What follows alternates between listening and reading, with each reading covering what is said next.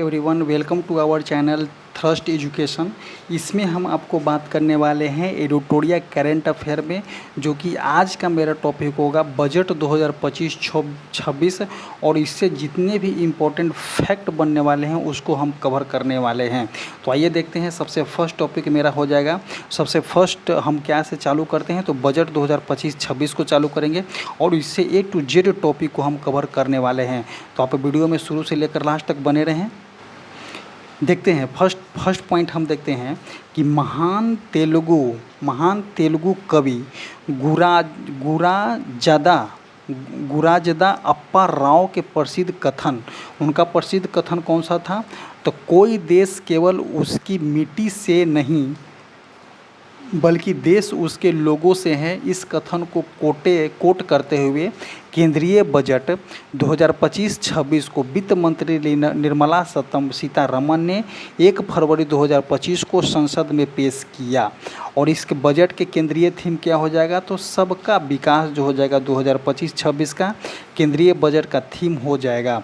आगे देखते हैं। देखिए, इस कथन को अगर इनकेस एग्जाम में पूछा जाए कि इस कथन को आप याद कीजिएगा, कोई देश केवल उसकी मिट्टी से नहीं बल्कि उसके लोगों से है।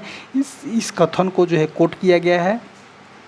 और इस कथन के जो कवि कौन जो हो जाएंगे तो गुराजदा अप्पा राव हो जाएंगे, जो इसके प्रसिद्ध कवि हैं। आगे देखते हैं इस बजट के थीम जो हो जाएगा आपका सबका विकास। और आगे देखते हैं कि विकसित भारत के लिए 6 व्यापक सिद्धांत दिया गया था। वे 6 व्यापक सिद्धांत कौन कौन से हैं तो उसको कवर करने वाले हैं हम। तो देखिए, 6 व्यापक सिद्धांत जो हो जाएंगे आपका, फर्स्ट जो हो जाएगा आप गरीबी को मुक्त करना।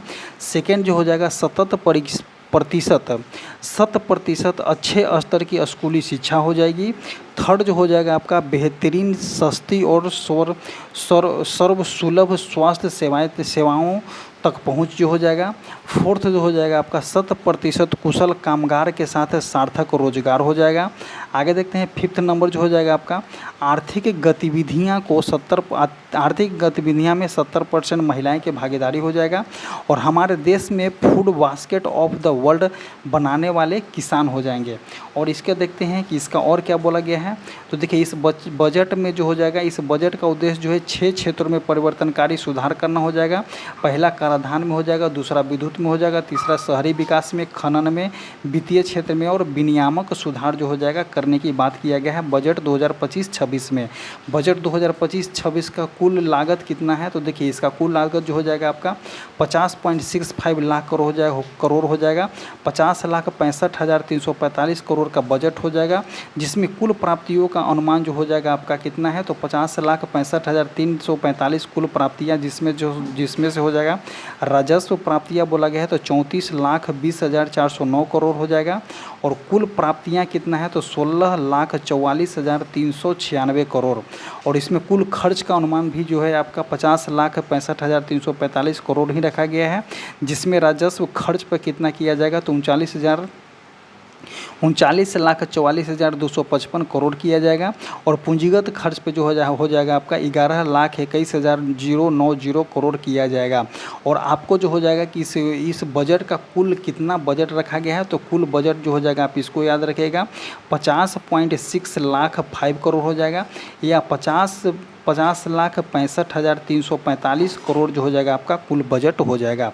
अब इसमें देखते हैं कि इससे क्वेश्चन आपको देखने को मिलता है कि विभिन्न बजट देखेंगे, 2024-25 का संशोधित अनुमान देखेंगे और 2025-26 का बजट अनुमान देखेंगे। तो देखिए, राजकोषीय घाटा कितना होता है? तो देखिए, कभी कभी इसका इंग्लिश नाम ही पूछ देता है, तो इंग्लिश नाम को भी याद कीजिएगा कि राजकोषीय घाटा 2024-25 का संशोधित कितना था? तो GDP का 4.8% था। और 2025-26 में बजट का कितना रहा? तो 4.5% रहा है।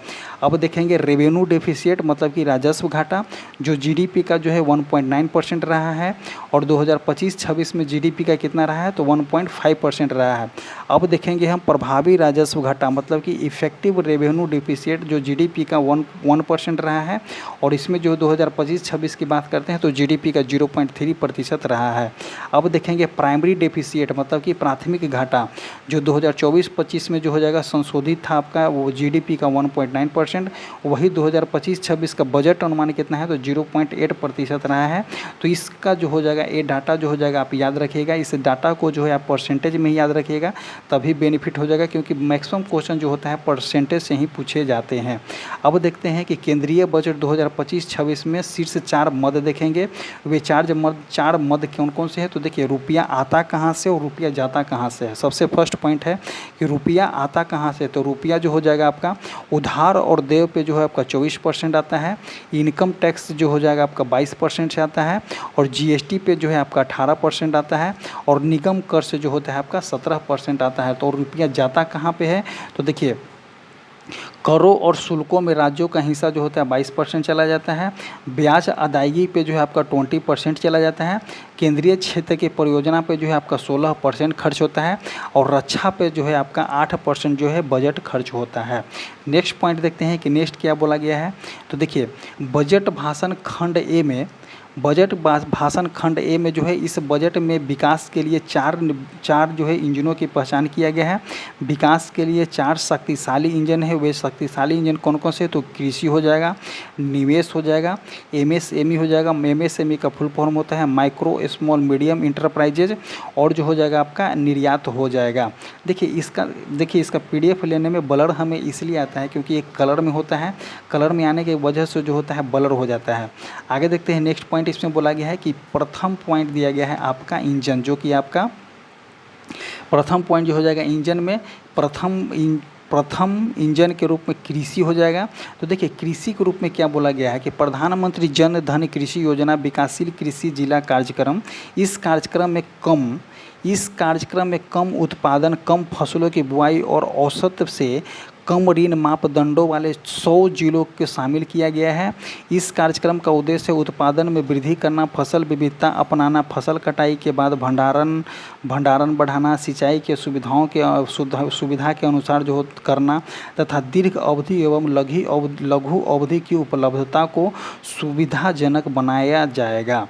आगे देखते हैं इसमें बोला गया है क्या कि इस कार्यक्रम से जो होता है 1.7 करोड़ किसानों को मदद मिलने की संभावना है। और इसमें पॉइंट क्या बोला गया है ग्रामीण संपन्नता और अनुकूल निर्माण, एक व्यापक बहुक्षेत्रीय ग्रामीण संपन्नता और अनुकूल निर्माण है। कार्यक्रम राज्यों की भागीदारी से प्रारंभ किया जाएगा। इसका उद्देश्य और क्या बोला गया है कि इसका उद्देश्य जो है ग्रामीण क्षेत्रों में प्रचुर मात्रा में अवसर प्रदान करना ताकि प्रवास एवं विकल्प हो न कि अनिवार्यता हो। और इसमें क्या बोला गया है कि पहले चरण में जो है आपका 100 विकासशील जिलों के जो है पहचान किया जाएगा। आगे देखते हैं कि दलहन में आत्मनिर्भर बोला गया है। तो देखिए दलहन आत्मनिर्भर के लिए बोला गया है कि राष्ट्रीय खाद्य तिलहन मिशन को कार्यान्वित करेगा, और भारत सरकार के द्वारा तूर दाल, उड़द दाल, मसूर दाल पर विशेष ध्यान दिया जाएगा, और साथ ही 6 वर्षीय दालों का आत्मनिर्भर बनाने का मिशन बनाया गया है दलहन आत्मनिर्भर के लिए। नेक्स्ट देखते हैं सब्जियों एवं फलों के लिए व्यापक कार्यकर्ता दिया गया है। तो सब्जी फल और श्री अनाज किसको बोलते हैं तो मोटे अनाज की उपयोग अधिक बढ़ा रहा है। उत्पादन प्रभावी आपूर्तियाँ, प्रसंस्करण और किसानों के लिए लाभकारी मूल्य को बढ़ावा देने के लिए राज्यों की भागीदारी से एक व्यापक कार्यक्रम का सुधार किया जाएगा। उसके बाद बोला गया है कि बिहार में जो है मखाना बोर्ड की आपका स्थापना किया जाएगा। उसके बाद देखने को मिलता है क्या कि राष्ट्रीय उच्च पैदावार बीज मिशन की बात किया गया है का कार्यान्वयन किया जाएगा, जिसका उद्देश्य हो जाएगा अनुसंधान परिवेश में बढ़ावा देना, उच्च पैदावार के लिए कीट प्रतिरोध और जलवायु अनुकूल के गुणों के लिए संपन्न बीजों का लक्षित विकास और प्रचार करना होता है। जुलाई 2024 से जारी किए गए बीजों को 100 से अधिक किस्मों या वाणिज्यिक स्तरों पर उपलब्ध कराने की बात किया गया है। आगे देखते हैं मत्स्य उद्योग के लिए। तो देखिए मत्स्य के लिए बोला गया है कि मत्स्य उत्पादन और जलीय कृषि के क्षेत्र में विश्व भर में, इसको ध्यान दीजिएगा कि विश्व भर में दूसरा सबसे बड़ा उत्पादक है।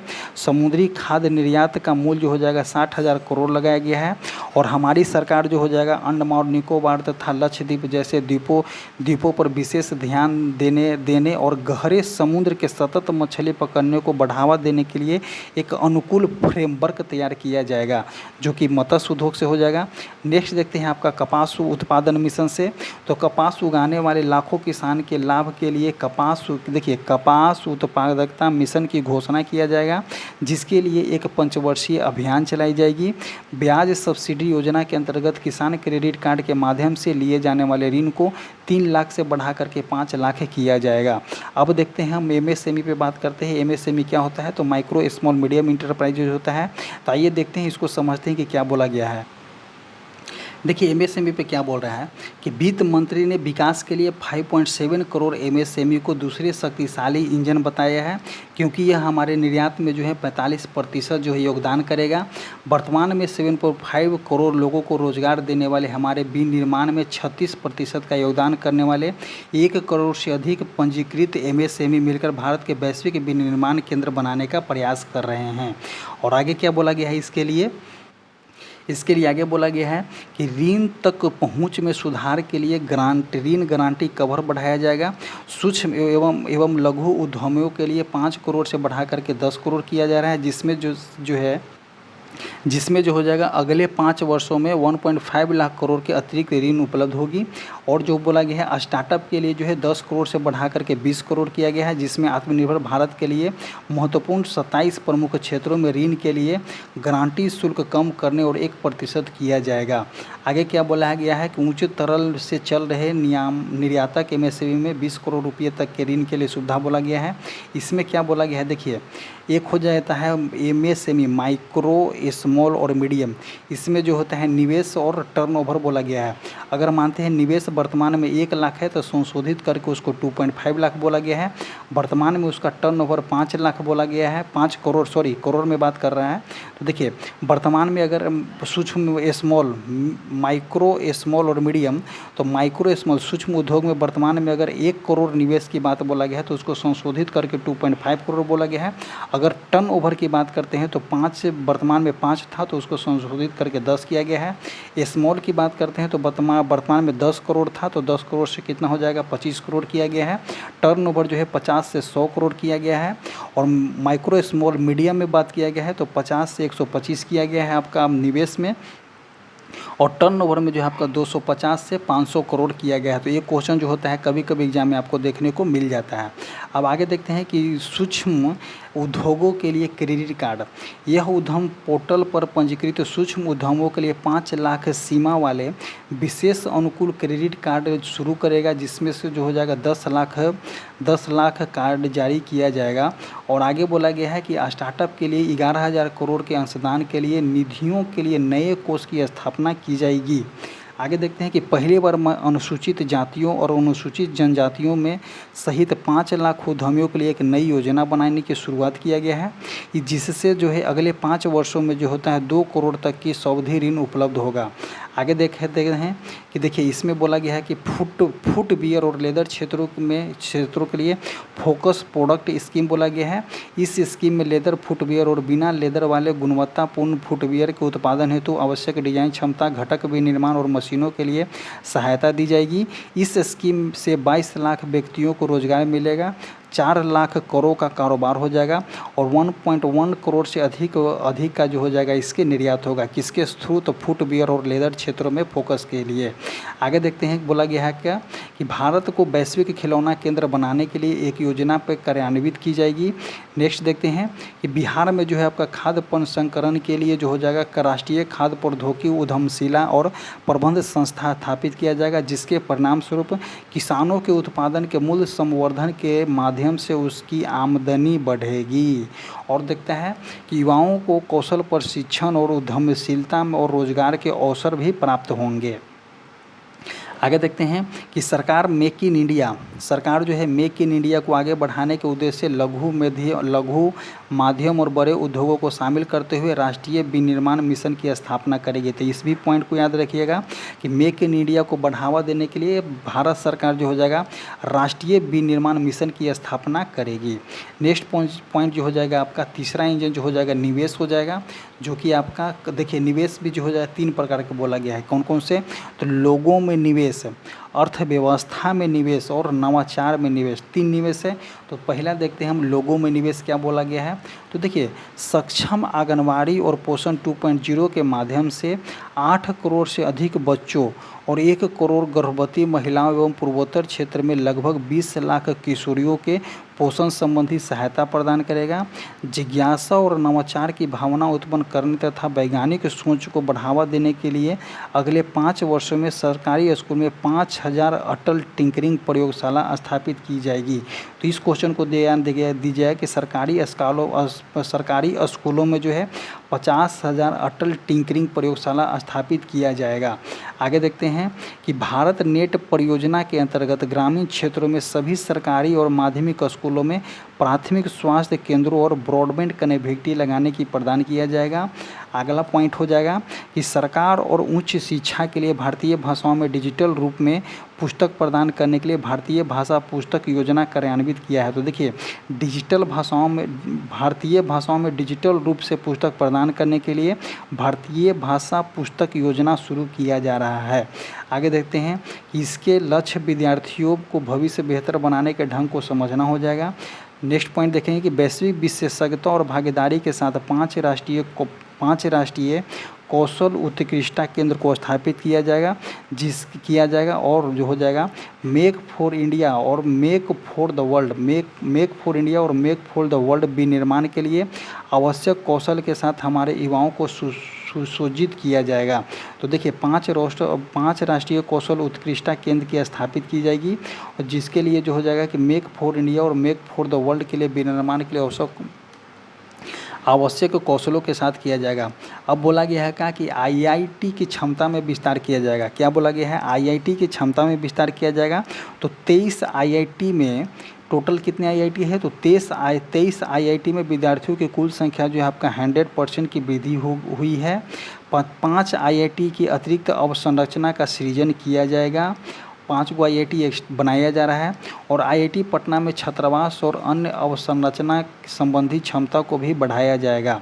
आगे बात बोला गया है कि 500 करोड़ के परिवेश से शिक्षा हेतु कृत्रिम बुद्धिमत्ता मतलब कि एआई संबंधित उत्कृष्टता केंद्र की स्थापित की जाएगी। चिकित्सा शिक्षा का विस्तार करते हुए अगले 5 वर्षों में मेडिकल कॉलेजों में लगभग 10,000 अतिरिक्त सीटें जोड़ी जाएगी। तो देखिए, चिकित्सा क्षेत्र में जो हो जाएगा आपका 5 वर्षों में जो है 10,000 मेडिकल की सीटें जो है अतिरिक्त जोड़ी जाएगी। अगले 3 वर्षों में सभी जिला अस्पतालों में डे केयर कैंसर केंद्रों की स्थापित करने की सुविधा प्रदान करेगी, जो वर्ष 2025-26 में 200 केंद्र स्थापित किए जाएंगे। तो 2025-26 में जो है आपका 200 केंद्र जो हो जाएगा किसके लिए? तो डे केयर कैंसर संस्था के लिए स्थापित किया जाएगा। आगे देखते हैं कि पीएम स्वनिधि स्कीम को बैंकों के संवर्धन ऋण 30,000 की सीमा के साथ यूपीआई लिंक्ड क्रेडिट कार्ड और क्षमता विकास सहायता के साथ नवीकृत किया जाएगा। नेक्स्ट पॉइंट, बजट में घोषणा की गई सरकार प्रधानमंत्री जन आरोग्य योजना के अंतर्गत स्वास्थ्य देखभाल ऑनलाइन प्लेटफॉर्म के गीग श्रमिकों के पहचान पत्र बनाने के साथ साथ ई श्रम पोर्टल का जो है आपका रजिस्ट्रेशन करेगी। नेक्स्ट पॉइंट देखते हैं कि अर्थव्यवस्था में निवेश क्या बोला जा रहा है। देखिए, अर्थव्यवस्था में निवेश क्या बोला जा रहा है कि अर्थव्यवस्था में निवेश के अंतर्गत श्रीमती सीतारमन ने कहा कि बुनियादी ढांचा संबंध मंत्रालय सार्वजनिक निजी साझेदारी मोड में परियोजनाओं को 3 वर्ष की अवधि के साथ कार्य करेंगे। आगे बोला गया है कि राज्यों के लिए पूंजी व्यय और सुधारों के लिए प्रोत्साहन देने के लिए 50 वर्ष तक के ब्याज मुक्त ऋण के लिए 1.5 लाख करोड़ रुपये का परिव्यय का प्रस्ताव दिया गया है। आगे देखते हैं, देखिए, परिसंपत्ति मौद्रीकरण योजना 2025-30 तक की बात किया गया है कि वर्ष 2021 में घोषित प्रथम परिसंपत्ति मौद्रीकरण योजना की सफलता को वो आगे बढ़ाते हुए नई परियोजना में जो है 10 लाख करोड़ की पूंजी निवेश के 2025-30 तक के परिसंपत्ति मौद्रीकरण की बात कहा गया है। आगे देखते हैं कि 100% कवरेज हासिल करने के लिए जल जीवन मिशन को जो है 2028 तक के विस्तार करने की घोषणा किया गया है। शहरों का सृजनात्मक पुनर्विकास और जल स्वच्छता के लिए बिहार सरकार 1 लाख करोड़ की शहरी चुनौती की निधि स्थापित करेगी। आगे देखते हैं अगला पॉइंट हो जाएगा कि वर्ष 2025-26 के लिए 10,000 करोड़ के आवंटन का प्रस्ताव किया गया है विकसित भारत के लिए परमाणु ऊर्जा मिशन। ये पॉइंट मस्त हो जाएगा कि विकसित भारत के लिए परमाणु ऊर्जा मिशन क्या बोल रहा जा रहा है कि वर्ष 2027 तक, क्वेश्चन देखिएगा कि विकसित भारत परमाणु का ऊर्जा मिशन के लिए वर्ष 2047 तक कम से कम 100 गीगावाट परमाणु ऊर्जा का विकास आवश्यक है। इस लक्ष्य को हासिल करने के लिए निजी क्षेत्र के साथ सक्रिय भागीदारी हेतु परमाणु ऊर्जा अधिनियम, परमाणुवीय नुकसान के लिए सिविल दायित्व अधिनियम में संशोधन किए जाएंगे और जो है आपका लघु मॉड्यूलर रिएक्टर से अनुसंधान और विकास के लिए 20,000 करोड़ की परिव्यय के साथ एक परमाणु ऊर्जा मिशन स्थापित किया जाएगा। वर्ष 2033 तक जो है स्वदेशी रूप से विकसित कम से कम 5 MSR क्रियाशीला की जाएगी। आगे देखते हैं कि पोत निर्माण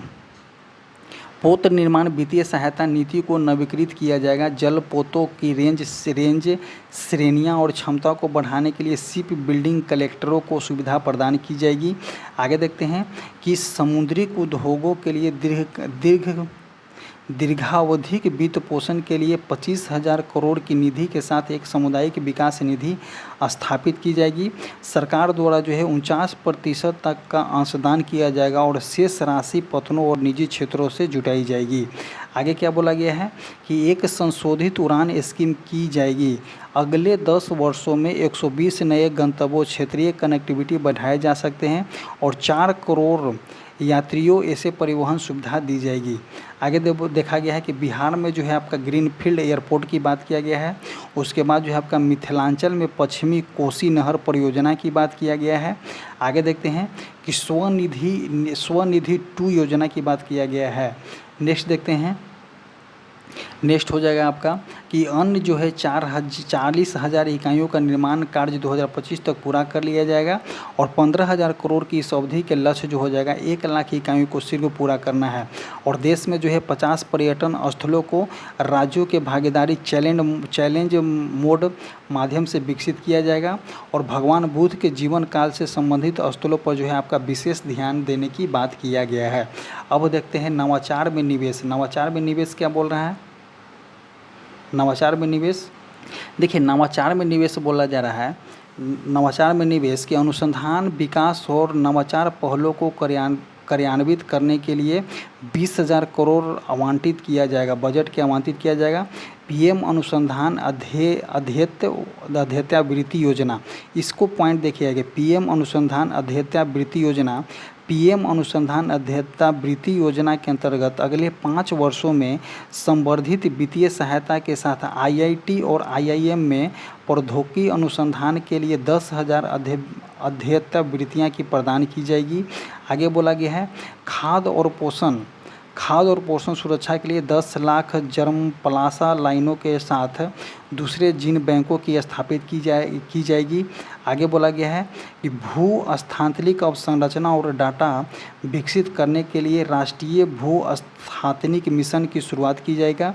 और ज्ञान भारती मिशन बोला गया है कि शैक्षणिक संस्थानों, संग्रहालय, पुस्तकालय और निजी संग्रहकर्ता के साथ हमारी पांडुलिपि के सर्वेक्षण, दस्तावेजीकरण और संरक्षण के लिए ज्ञान भारत मिशन शुरू किया जाएगा, जिसमें 1 करोड़ से अधिक पांडुलिपि की घोषणा किया जाएगा। तो ज्ञान भारत मिशन की शुरुआत किया जाएगा।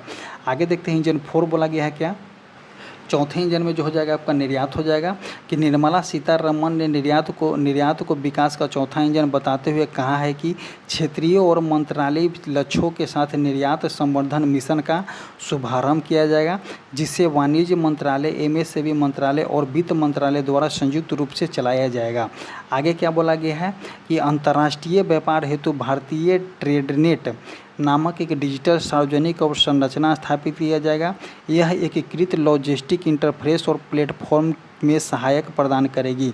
तो देखिए अंतर्राष्ट्रीय व्यापार हेतु जो है आपका एक भारत ट्रेडनेट नाम एक डिजिटल जो है सार्वजनिक अवसंरचनात्मक स्थापना किया जाएगा। आगे क्या बोला गया है कि सरकार जो है उद्योग 4.0 से संबंधित अवसरों का लाभ उठाने के लिए घरेलू राष्ट्र इलेक्ट्रॉनिक उपकरण उद्योग की सहायता प्रदान करेगी।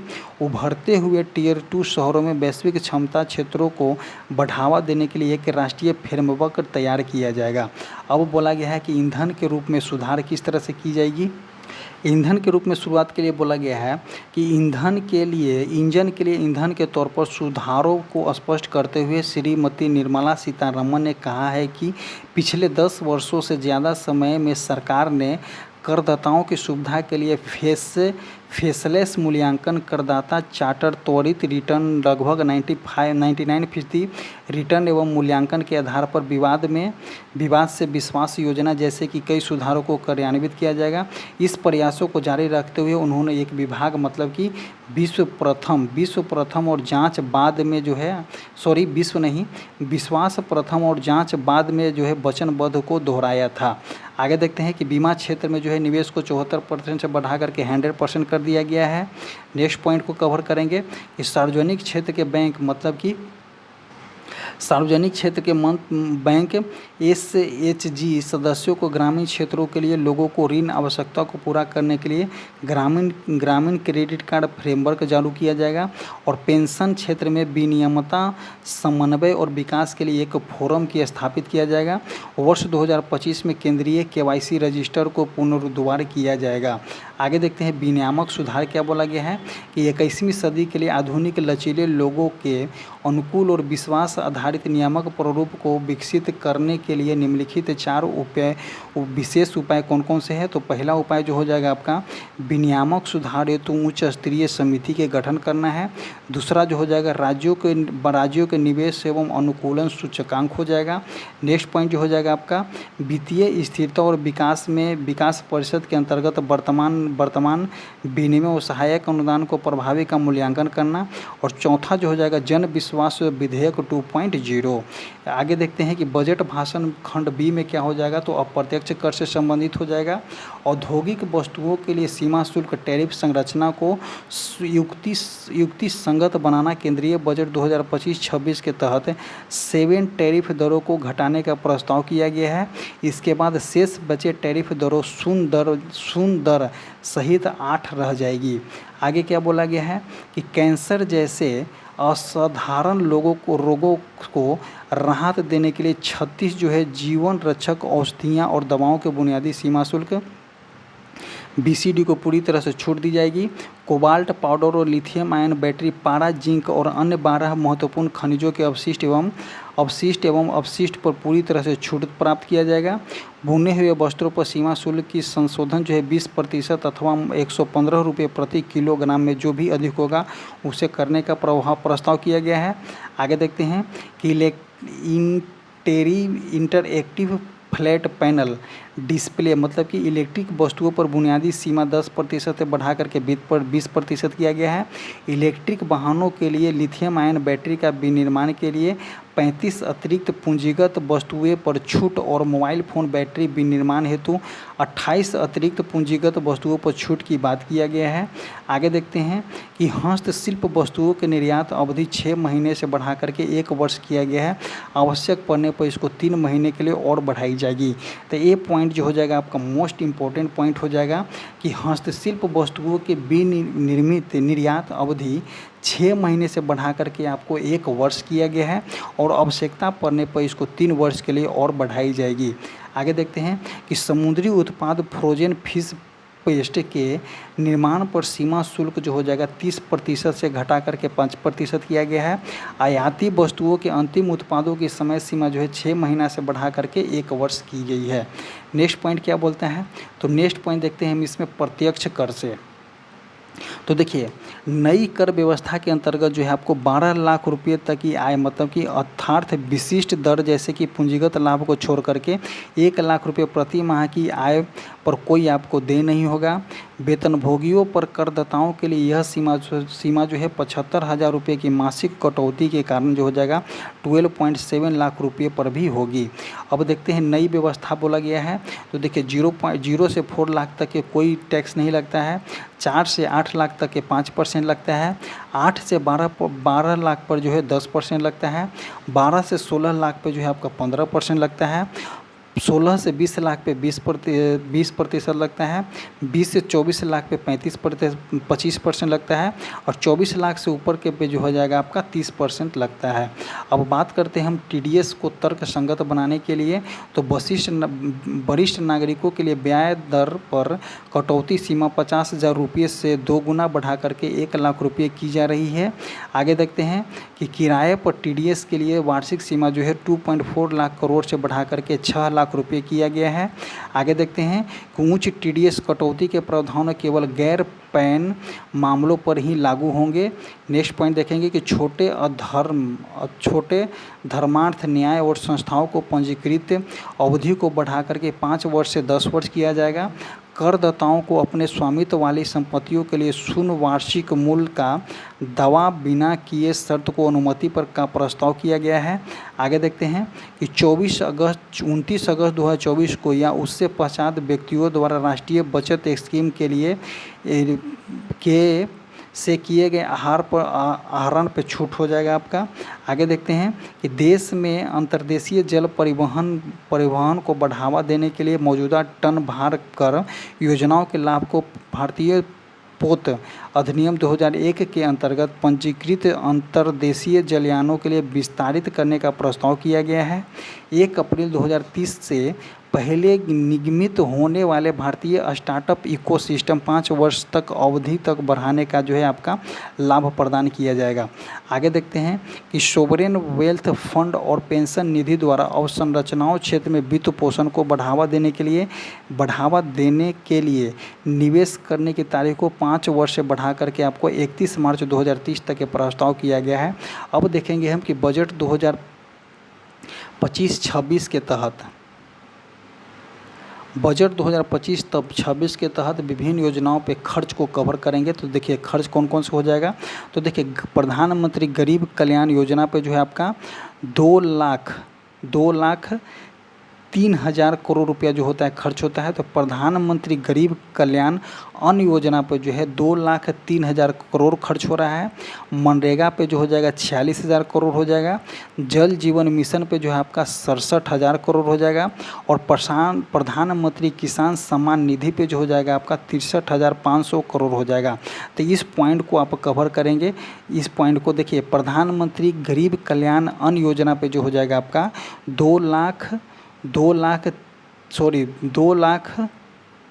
2,03,000 करोड़ जो हो जाएगा आपका प्रधानमंत्री गरीब कल्याण अन्न योजना पे। मनरेगा पे 86,000 करोड़, जल जीवन मिशन पे 67,000 करोड़ और प्रधानमंत्री किसान सम्मान निधि योजना पे जो है आपका 63,500 करोड़ हो जाएगा। वही बजट 2025-26 के तहत प्रमुख मदों का व्यय देखेंगे तो रक्षा पे जो है आपका 4,91,732 करोड़ है। ग्रामीण विकास पे जो है 2,66,817 करोड़ हो जाएगा। कृषि एवं संबंध कार्यकलाप पे जो हो जाएगा 1,71,437 करोड़ हो जाएगा।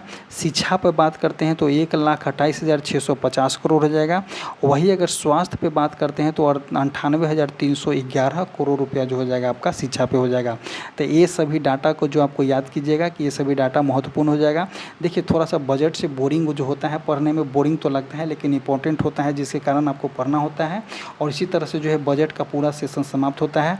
और आपको बता दें कि हमारा टेलीग्राम चैनल है जो कमेंट बॉक्स और डिस्क्रिप्शन बॉक्स में लिंक पिन किया गया है। टेलीग्राम चैनल से थोड़ा जाकर जरूर जुड़े।